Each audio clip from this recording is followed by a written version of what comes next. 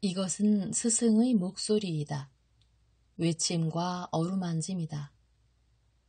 이 목소리가 회개하기를 원치 않는 사람들에게 말할 때에는 외침이 되고, 비록 불완전하더라도 하느님과 그분의 말씀을 찾아내려는 착한 뜻을, 하느님과 그분의 말씀을 찾아낸 다음에는 자기를 거룩하게 하려는 착한 뜻을 가진 사람들에게 말할 때에는 어루만짐이 된다. 이 사람들에게는 말씀이 친구의 어루만짐이 되고 예수의 축복이 된다. 하느님이시요 사람이신 그리스도의시 제3권 공생활 둘째 해 상권 55 세겜에서 베롯으로 1945년 6월 19일 강이 새 지류들의 물을 받아 불어나는 것처럼 세겜에서 예루살렘으로 가는 길에는 덜 중요한 길로 해서 여러 마을들에서 성도로 가는 신자들이 쏟아져 들어오는 데 따라 길손들이 점점 더 북적거린다. 이렇게 사람이 많이 몰려드는 것으로 인하여 그 땅 밑에 부모가 묻혀있는 고향 야산 옆을 지나가면서 그 어린아이가 눈치를 채지 못하도록 베드로가 아이의 정신을 딴 데로 돌리게 하는데 도움을 받는다. 산 위에 세워진 실로를 왼쪽으로 바라보며 지난 다음 맑고 깨끗한 물이 소리를 내며 흘러가는 푸르른 계곡에서 좀 쉬면서 음식을 먹느라고 오랫동안 걸은 길을 중단한 뒤였다. 그리고 여행자들은 다시 길을 떠나 햇볕이 사정없이 내리쬐는 거의 나무가 없는 석회지리 야산을 넘어간다. 이제는 꼭대기에 해가 쨍쨍 내리쬐는 석회지리 야산 비탈을 꽃줄 장식 모양으로 장식하며 계속되는 매우 아름다운 포도밭들로 해서 내려오기 시작한다. 베드로가 엷은 미소를 지으며 예수께 눈짓을 하니 예수께서는 빙그레 웃으신다. 아이는 앤드루의 요한이 가본 다른 나라들 이야기를 하는 것을 듣는데 정신이 팔려 있어서 아무것도 눈치채지 못한다.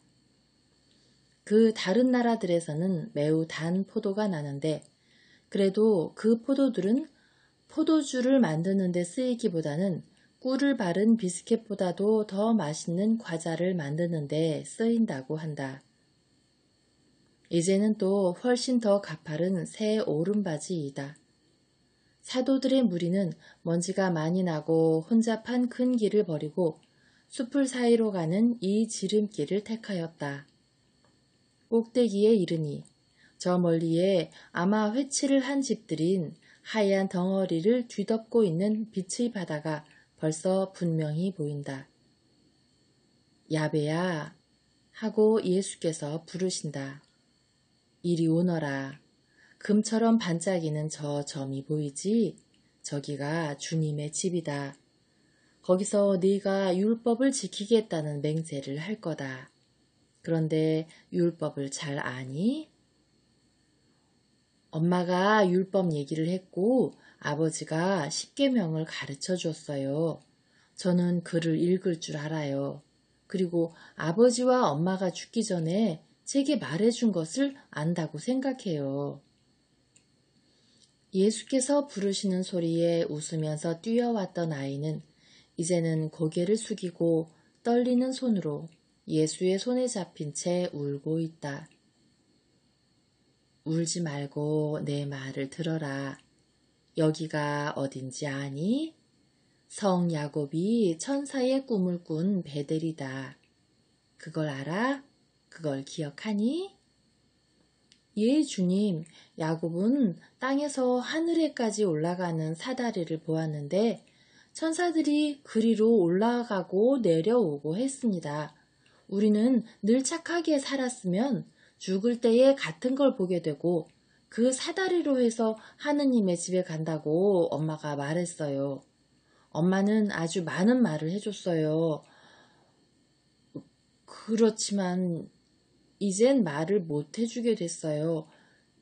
저는 그 말을 전부 여기에 가지고 있습니다. 엄마한테서 받은 건 이게 전부예요. 몹시 슬퍼하는 작은 얼굴로 눈물이 흘러내린다. 하지만 그렇게 울지 말고 내 말을 들어라. 야베야, 내게도 어머니가 계신데 마리아라고 한다. 어머니는 거룩하시고 착하시고 많은 것을 말할 줄 아신다. 어머니는 선생보다 더 지혜로우시고 천사보다도 더 착하시고 더 아름다우시다. 이제 우리는 어머니를 뵈러 가는데 너를 아주 많이 사랑하실 거야. 어머니는 너에게 아주 많은 말을 해주실 거다. 그리고 내 어머니와 같이 요한의 어머니도 계신데 그분도 아주 착하시고 이름도 마리아다. 그리고 내 사촌 유다의 어머니도 계신데 말할 수 없이 다정한 분이시고 이름은 역시 마리아이다. 이분들이 너를 많이 사랑할 것인데 내가 착한 아이이기 때문에도 그렇고 너를 많이 사랑하는 내게 대한 사랑으로도 그럴 거다. 그리고 너는 이분들과 함께 자랄 것이고 어른이 된 다음에는 네가 하느님의 성인이 될 거다. 너는 박사와 같이 되어서 내게 어머니를 돌려준 예수를 전파할 것이다. 이 어머니는 죽은 내 어머니와 내 아버지에게 하늘의 문을 열어주실 것이고 내 때가 되면 네게도 하늘의 문을 열어주실 것이다. 너는 죽을 때에 하늘의 긴 사다리를 올라갈 필요도 없을 거야. 너는 훌륭한 제자일 것이니까 살아있는 동안에 벌써 그 사다리를 올라갔을 것이고 그래서 활짝 열린 천국 문지방에 가 있게 될 것인데 거기에는 내가 있어서 네게 이렇게 말할 것이다. 내 친구이며 마리아의 아들아 오너라. 그리고 우리는 함께 있을 것이다. 곁에서 작은 손이 예수의 손에 잡힌 채 걸어가는 어린아이의 작은 얼굴에 더 가까이 계시려고 몸을 좀 기울이고 걸어가시는 예수의 환한 미소와 신기한 이야기 때문에 아이의 눈물이 마르고 미소가 피어오른다. 바보가 아니고 다만 그가 당한 많은 고통과 궁핍에 찍어 눌리기만 하였던 어린아이는 이야기에 흥미를 느껴 이렇게 묻는다. 그렇지만 선생님은 하늘의 문을 열겠다고 말했지요. 그런데 그 문이 큰 죄 때문에 닫히지 않았어요? 엄마가 그러는데 용서가 오지 않는 동안은 아무도 하늘에 들어가지 못하고 의인들은 고성소에서 용서를 기다린다는데요. 그렇다. 하지만 나는 하느님의 말씀을 전한 다음 그리고 용서를 얻은 다음 아버지께로 가서 이렇게 말할 거다. 아버지, 이제는 제가 아버지의 뜻을 완전히 이루었습니다. 이제는 제 희생에 대한 갚음을 원합니다. 아버지의 나라를 기다리는 의인들이 오게 해 주십시오 하고 그러면 아버지께서는 네가 바라는 대로 되기를 원한다 하고 말씀하실 것이다. 그러면 내가 모든 의인들을 부르러 내려올 것이고 고성소는 내 목소리를 듣고 문을 열 것이다. 그러면 성조들과 빛나는 예언자들과 이스라엘의 축복받은 여인들과 어린이들이 기뻐하며 나올 것이다. 얼마나 많은 어린이들이 나오는지 알겠니? 꽃이 만발한 풀밭처럼 나이를 더 먹은 아이들과 덜 먹은 아이들이 모두 있을 것이다. 그리고 노래를 부르며 나를 따라 아름다운 천국으로 올라갈 것이다. 우리 엄마도 있을까요? 그럼. 선생님은 저도 죽었을 때 엄마가 선생님과 같이 천국 문에 있을 거라고 말하지 않았어요? 내 엄마, 그리고 내 엄마와 같이 내 아버지는 그 문에 와 있을 필요가 없을 거다. 빛나는 천사들이 하늘에서 땅으로, 예수에게서 그들이 어린 야베에게로 끊임없이 날아왔다 날아갔다 하고, 네가 죽으려고 할 때에는 저 울타리에 있는 새 2마리가 하는 것처럼 할 테니까 말이다. 저 새들이 보이니? 예수께서는 아이가 더 잘 보도록 아이를 안아 올리신다. 새들이 얼마나 정성스럽게 저희들의 작은 알을 품고 있는지 보이지? 저 새들은 알이 깨기를 기다린다. 그런 다음 날개를 펴서 새끼들을 어떤 불행에서든지 보호해준다. 그리고 새끼들이 자라서 날 수 있게 되면 저희들의 힘 있는 날개로 새끼들을 받쳐서 더 높이, 높이, 높이 해를 향해 데리고 올라갈 것이다. 네 부모도 내게 이렇게 할 것이다. 정말 그렇게 돼요? 틀림없이 이렇게 될 거다. 그렇지만 아버지하고 엄마하고 오는 걸 잊어버리지 말라고 선생님이 말해 주겠지요? 네 부모가 너를 사랑하니까 그럴 필요는 없을 거다. 그렇지만 말해 주마. 아, 나는 선생님이 참 좋아요. 아직 예수께 안겨있는 어린아이는 예수의 목을 꼭 껴안고 어떻게나 기쁨을 나타내며 입맞춤하는지 보기에 감격스러울 정도이다. 예수께서도 그에게 입맞춤을 하시고 땅에 내려놓으신다. 자, 됐다. 이제 우리는 성도로 계속 가고 있다. 내일 저녁에는 거기 도착해야 한다. 왜 이렇게 서두르니? 그걸 말해줄 수 있겠니? 모레 도착해도 되지 않을까? 안 돼요. 그건 마찬가지가 아니에요. 내일은 안식일 전날이고 그래서 해가 진 다음에는 6스타드밖에 다닐 수가 없으니까요. 그 이상은 걸을 수 없는 건 안식일에 휴식이 시작되기 때문입니다. 그러면 안식일에는 빈둥빈둥 놀며 지내는 거냐? 아니요. 지극히 높으신 주님께 기도드려요. 주님을 무엇이라고 부르니? 아도나이요. 그렇지만 성인들은 주님의 이름을 말할 수가 있어요. 또 착한 어린이들도 말할 수 있다. 네가 알면 말해보아라. 야훼요. 이 어린이는 쥐자를 매우 부드럽게 발음해서 야로 들리게 하고 아음은 매우 길게 발음한다.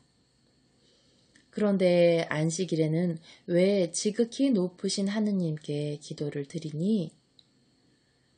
주님이 모세에게 십계판을 주시면서 그렇게 말씀하셨기 때문입니다. 아, 그래? 뭐라고 말씀하셨니? 안식일을 거룩하게 하라고 말씀하셨어요. 엿새 동안은 일하고 7째 날에는 너도 쉬고 다른 사람도 쉬게 해라. 그것은 나도 창조한 다음에 그렇게 했기 때문이다 하고요. 뭐라고? 주님이 쉬셨다고? 주님이 창조하시느라고 피로하셨던 거냐? 또 정말 주님이 창조하셨니? 그걸 너는 어떻게 아니? 나는 하느님께서는 피로하지 않으셨다는 것을 안다. 하느님은 걷지도 않으시고 팔을 움직이지도 않으시니까 피로하지는 않으셨어요. 그렇지만 아담과 우리에게 가르쳐 주시려고 또 우리가 하느님을 생각하는 날이 하루 있으라고 그렇게 하셨습니다.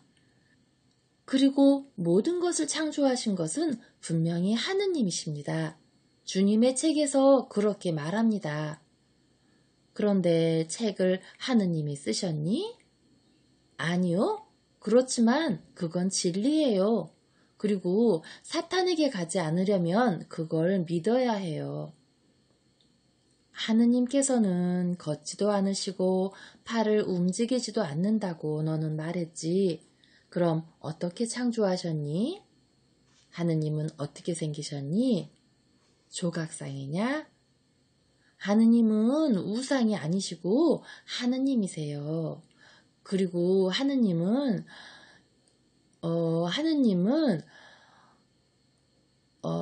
내가 곰곰이 생각하고 엄마가 어떻게 말했는지, 아니, 그보다도 선생님의 이름으로 에스트렐론의 가난한 사람들을 찾아다니는 그 사람이 어떻게 말했는지 생각해내게 가만 놔두세요.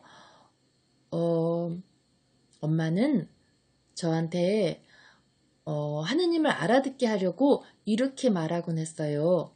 하느님은 네게 대한 내 사랑과 같은 분이다. 몸은 가지고 있지 않지만 그래도 계시기는 계시다 하고요. 그리고 그 조그만 사람은 아주 다정스럽게 웃으면서 이렇게 말하곤 했어요. 하느님은 한 분이시고 세 위이신 영원한 신이시다. 그리고 제2위는 우리 불쌍한 사람들에 대한 사랑으로 육체를 취해 사람이 되셨는데 그분의 이름은 주님, 이제 가만히 생각하니까 선생님이시군요. 그러면서 어린아이는 깜짝 놀라 땅에 엎드려 경배한다. 어린아이가 넘어진 줄 알고 모두가 달려온다. 그러나 예수께서는 입술에 손가락을 갖다 대시고 말을 하지 말라는 신용을 하시고 나서 말씀하신다. 야베야, 일어나라. 어린이들은 나를 무서워해서는 안 된다. 어린아이는 예수를 공경하며 머리를 다시 든다. 예수를 쳐다본다. 그의 표정은 변하여 거의 두려워하는 표정이 되었다. 그러나 예수께서는 미소를 지으시고 손을 내밀면서 말씀하신다. 너는 착하고 어린 이스라엘 사람이다. 우리끼리 시험을 계속하자. 이제는 네가 나를 알아보았으니 성경에 내게 대한 말이 있는지도 알겠구나. 예, 주님. 처음부터 지금까지 모든 것이 주님에 대해서 말합니다. 주님은 언약된 구세주이십니다. 이제는 왜 주님이 고성소의 문을 여시겠는지 깨달았어요. 주님.